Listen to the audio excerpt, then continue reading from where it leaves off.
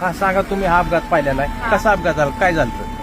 पहिल्यांदा ते आलेलं विमान आणि पहिल्यांदा असं वरून गेलतं, तेव्हा ते चांगलं होतं. नंतर आम्ही घराच्या बाहेरच होतो, आम्ही गुरांना खायलाही टाकलं आणि घरानंतर आलो तर आम्ही बाहेर होतो आणि ते विमान गेलेलं असं खालून आलेलं आणि खालून असं ते खालून आलं आणि ते बरोबर वरती जायचं, ते असं खाली त्याला अटॅक झालं. ते बरोबर म्हणजे 8:45 तेव्हा वाजलेल्या आणि त्याचा म्हणजे आम्ही पाहिलं, पण एवढा मोठा त्याचा असा स्फोट झाला ना की आमच्या घरापर्यंत आला.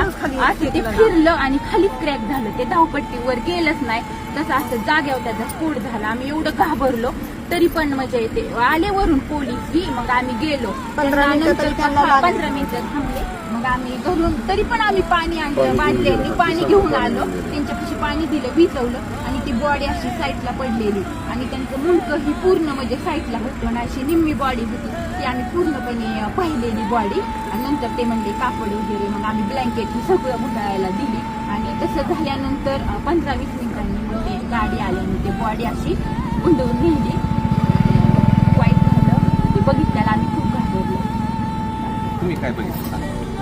तेच बघितलं, ते येऊन खाली कोसळलं आणि मुलं जायचे नेमका टायमिंगच्या वेळ होता 8:45. खाली कोसळला, असा भडका झाला, चाक येऊन माझ्यापर्यंत आलं तिथं घरापाशी. काही आम्ही घाबरलो, पोरही आम्ही पळत सुटलो, पण काहीच उपयोग नव्हता.